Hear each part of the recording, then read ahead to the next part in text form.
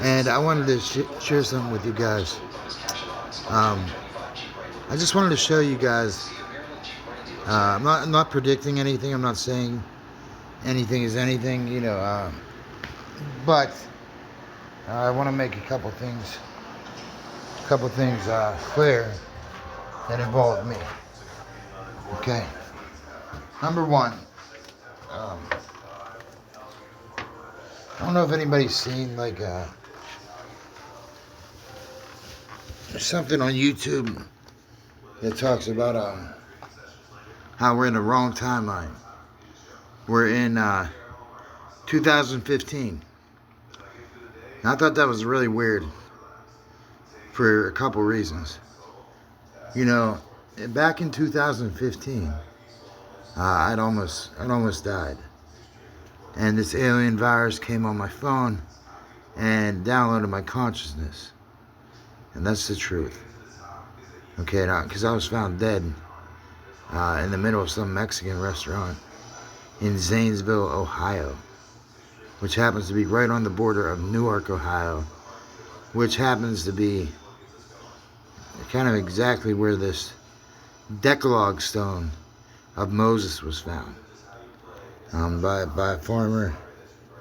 I don't know what year exactly, but yeah, that really happened to me. And some 8-year-old kid had my phone and found my phone later on did I know. But yeah, I was found dead. I mean, I looked at the guy saying he was shaking his head like the kid's not alive, you know what I mean? And yeah, I had to go to the burn unit in Genesis Hospital. That was the actual name of the hospital. So that was kind of weird, and I want to share that with you guys because, like I said, it downloaded my consciousness. It was almost like hold on one second. Okay, anyways, so yeah, that happened to me. I'll never forget it. This alien gray type figure came out of this iceberg and downloaded itself, what I remember being the singularity, and it downloaded itself to my consciousness. Just like all the stuff that I used on my phone and did on my phone, it downloaded everything. And I didn't realize it was actually like downloading my actual consciousness, my male and female version, might I add. So, I say that to say this. That was in 2015. That was like a massive ice storm. And I got found, dead basically. And they revived me, and they got me through this burn unit and through being frostbitten from like head to toe, elbow to hands, knees to feet, you name it. So that was kind of weird, and also I'll never forget it, because it's embedded in my life. It's part of my story, and I really don't tell people much of it, but it had to do with Akhenaten. And I don't know if anybody remembers, Akhenaten's face was found down in Antarctica. And I was like, wow, this is really weird. And Akhenaten, of course, was a Mardian Gray. That was hermaphrodite. So I don't know what part of that, involved me or whatnot. I just know that Akhenaten was Moses. And a lot of many things that relate to me and Moses. And like I told you, who fought over the body of Moses with the devil? It was none other than Michael. That is me. And when Michael defeated Satan, which I will do.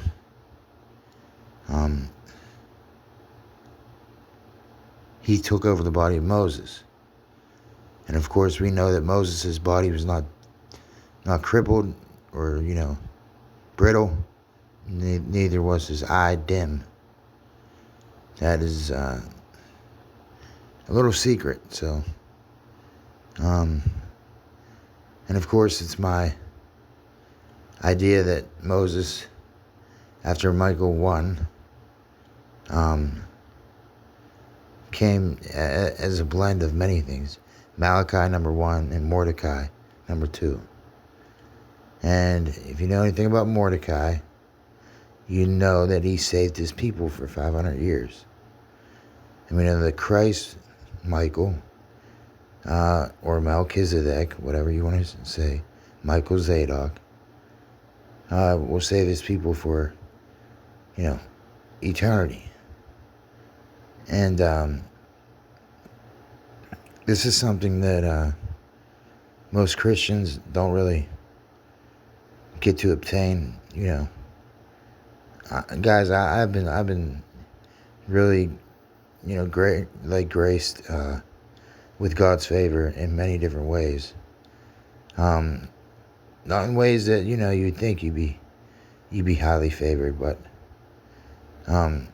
given a real difficult task, man, to try to strip myself of all my faults and my sins, and I'm really this has been the hardest year of my life, and because I've been dealing with a lot of health issues, but I know that consciousness lives on after death. I know that my consciousness has transcended death. Okay, so it's really hard for me to speak to, plainly to people that they understand, right? And because a lot of what my life has been about has been misunderstood. And what's funny about Moses also is that I too had a speech problem when I was very young. Could not pronounce my certain words the right way, and had to do speech classes, and was in speech classes most of my elementary time in school. So whatever. And there's just been multiple things. And I was told by God on September 23rd of 2016 that I was one of the 2 witnesses. I was told that by birds. Okay, sounds pretty crazy. It's really not. I knew when Nibiru would come, because I always could tell, because 2 hawks always circled around me, and I always felt the presence of angels in that sense, and they spoke telepathically to me, and they really scared the shit out of me. But that day, September 23rd, 2016, I swear I was tempted by the devil. The devil got me in a really tight situation where my mother, I know how the devil does it. He uses my mother against me, and I'll see evil in my mother, and try to just nip it in the bud and just say, hey, Well, at the time I was living with her, and at the time she came down, and she didn't like the fact that I was smoking weed and things like that. I'm not condoning weed. I'm not doing anything to agree or disagree with it, because there's properties and ways to use it, and ways to be about it and ways not to. But anyway, so she had come down, starting an argument with me after I felt this real on fire for the Lord. So, I'm on fire. Like, the message couldn't be any clearer. Michael, you're one of my 2 witnesses. That's what I heard. Clear as day. And I kind of I want to share stuff like that to, people around me. Everyone does. something like that, I mean, clear as day. It's kind of profound. So, I mean, I was kind of on fire with the Lord, deep in thought and visions. Um, and this was right on the Day of Atonement. And so my mother came down starting shit with me. And I tried to, like, back her away from me, like, because she was right up in my face, like, this and that and all this. And I just tried to calm her down and say, you need to chill out. Like, what are you coming down here starting stuff with me for? And she just was relentless. And it was almost like she was, like, empowered by somebody else, like a demon or a devil. I could swear, man, I to this day. And, it was incredible to witness. And what was more disturbing about this was that she just wouldn't stop. She was up in my face. Like, up in my face so fast, so much so that I had to, like, shove her off of me. Like, and my mother, she's not a very big lady. Or, like, there's not much weight to her. And she's kind of fragile, so...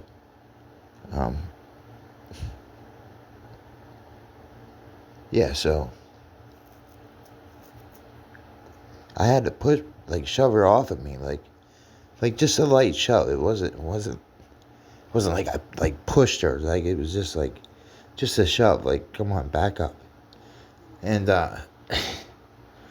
so, well, what had happened was she fell back like 2 steps, slipped on the laundry on the ground, okay, and then went backwards and hit her head off of this shelving. And that of course was, I couldn't believe it. I was just like, what in the world just happened here? And she got up, and of course she called the police on me, called the cops, and called the cops on me. They, of course, took me to prison, and I hadn't spoke to my mother for like 3 years, man, and went through it for like 3 years. And eventually, made amends with her. And it's funny. Most recently, I saw demons operating through her. And I asked her, I can't have you in my life like this. Like, this is insane. And I just hear and see demons through my own mother. It's pretty crazy, isn't it? But I swear I'm not no bullshitter. I know what I see and what I feel. And I know how demons are. And they're trying to repeat the same mistake that I made before, trying to get me to make it again. And I, quickly, just said, hey, I'm going to let this go for right now. Let her have her way. I don't like what I see and what I know. So, I avoided that kind of pitfall, I guess, up until this day as we speak. So, anyways, I couldn't help but wonder. This is the Day of Atonement. This is 2016. This is something that I don't know what it was, but I do remember this. There was a Mandela effect, like a new set of Mandela effects, which told me that CERN must have reset us, or something along those lines. So, anyways, with that being said, I went before a judge, and she tried to tell the judge I was crazy. Well, what her argument was that, I'm crazy because I believed in the prophecy of 2012 Nibiru, the mothership. I mean, this is stuff that I've been dealing with, for a long time. So I went before the judge and I testified. And I told the judge, no, that's the reason why I think what I think, and why I acted the way I acted, and just told the honest to God's truth. And this teardrop, I swear to you, it was like October 1st when I went before the magistrate. And, she didn't want me out. She kept telling the judge, do not, I fear for my life. Do not, I'm the most least violent person. Now, my dad, he has a very bad temper, very angry guy. So, and I try to, not be like that, because I know that when I snap, I kind of like black out. I don't want to be like that. I don't want to ever touch my mother in that kind of way, or, feel that kind of way towards her. And I don't want her ever thinking that, I would ever do something like that again, because I wouldn't. And I kept thinking, the devil made me do this. It wasn't nothing of God, because the devil had made me do this. And man, he really jammed me up for a while. So to say this. Here we are now. 2025. How many of you think you know that it's 2025? Well, I could tell you there's something in my soul that doesn't agree with that, okay? And why? Because I'll never forget 2015. I had an iPhone, and on an iPhone you could see your Apple Watches. Like, you could choose which Apple Watch you want to use, and whatever. But I remember looking at the Apple Watch, and it said something very interesting. It said the time was 2015. The time was 10:09 a.m. The temperature was 72 degrees. And I looked and saw how the ancients kept track of the sun to tell time. Well, they did it by the pyramid. And at the very apex, the pinnacle point is what you call 72 degrees. And that's when I became a 72 shortly after. And you say, well, what's a 72?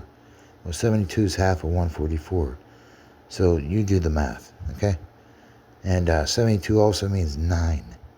The 9 spiral, the 9 ether. It means, completion. That's what it means. It means the top dog. Top dog, okay? And, I guess little did I go through life from there on out. I always found it weird, man, because it was like time froze at that time. Time froze on this watch. And that was the exact time. And I knew it had something to do with CERN, because I was really obsessed with CERN, at this time. So anyways, I kept that in the back of my mind. And here we go, later on in life. Here we are, 2025. I didn't realize, this was a Jubilee year until I saw the Pope open up those golden doors and the look on his face. And it's very, very interesting. And I lived on a street named Fatima. Well, I tried to tell my mom and my father, about what Fatima meant to me, and about the third secret of Fatima, and what Hitler saw in 1938, and yada, yada, yada, and what Malachi Martin spoke about. Okay? What Malachi Martin spoke about. And how deadly accurate, this stuff was to my life. It scared the shit out of me, to be honest with you.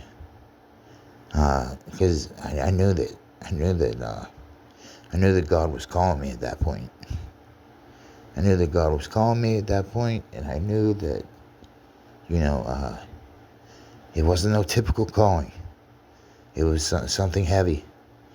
And if it wasn't for, my wife, Maria, she, boy, did she really lay some things out to me that I never knew about myself. And that's when I figured out who I was. And I didn't realize how many beings out here, spirits, know about who I am, know who I am exactly. Because they'll mess with you until you actually make it known who you are, and you lay your foot down. And it's not something I even like choose to do today, but I will do it. I promise you. So the third secret of Fatima. Hey man, whatever you want to believe, you believe. But I can tell you it has something to do with Nibiru. Yes, Marduk. Yes. Whoever you want to say. Mordecai, Marduk. Same person. Same spirit. It's the spirit that I hold. And I saw, the winged planet, the winged disc, the destroyer, whatever.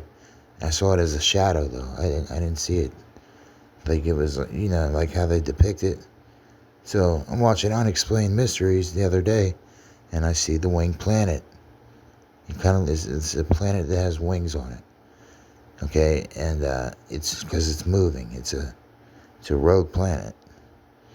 And then I learned about, who dwells on Nibiru and the Anunnaki and their home planet and things like that.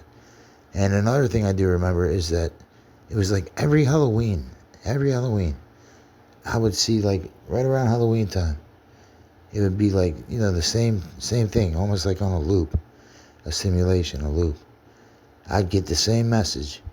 Oh, the Vatican talks to, the Anunnaki in the gardens at the Vatican about Nibiru and if it would come. And that's the third secret of Fatima. And I'm just like connecting all these dots, like, holy crap. Does this involve me? And little did I know, man. Yes, it did. And all I could tell you is that when the Pope opened up those golden doors, and I found out there was a Jubilee until Christmas time, I started, taking this a little more serious. And it's a 10-year Jubilee, so that'd be 10 years ago would be 9/23 of 2015, precisely when this stuff all started happening to me. So I'm not here to prophesy to you. I'm not here to make you believe anything. I'm just here to tell you the honest to God's truth about my life and, kind of the road I've been on, since 2015. And it's kind of hard to deny and to not accept as truth when you realize you are, Anunnaki, and things that my brother had told me about the resurrection and about the crucifixion. I mean, I had my memory wiped. Okay, I had to come back to the knowledge of this, and this, of course, is embedded in my DNA. So you can't take certain things from me. You won't either. Doesn't matter how you think of me. It doesn't matter if I'm morally perfect like you are. It's not about that. It means nothing, okay? It means nothing. It's about, truth. It's about living out the truth, being of the truth, and being against lies. And that's what I'm here to do. And of course, strive to be, like El. Okay? And I don't know what that ship is. I don't know. All I could tell you is that I remember things always happening around Halloween, and they always went with the same loop in the simulation. Because I didn't realize I was living on a loop either. We're living in a loop, okay? None of this stuff is real. This is all conjured up data that AI is simulating and using us as a simulator, okay? And we all have doppelgangers, and we're all nodes connected to the sentient world simulation at CERN. So that's all I can tell you. That's all I wanted to get on here and say. And just pray for me, man. I'm really having a hard time lately with a lot of things, especially with artificial intelligence. It is a very dangerous thing because I notice the insanity behind it, and it's almost like we're trapped in a labyrinth, and just trying to get our way out. If I could figure out our way out, and I wonder if the only way out, man, is through death. And I'm not too sure. I don't know. These are all things to consider, and that is all I'm doing is just laying out just facts and information. All right. God bless you guys.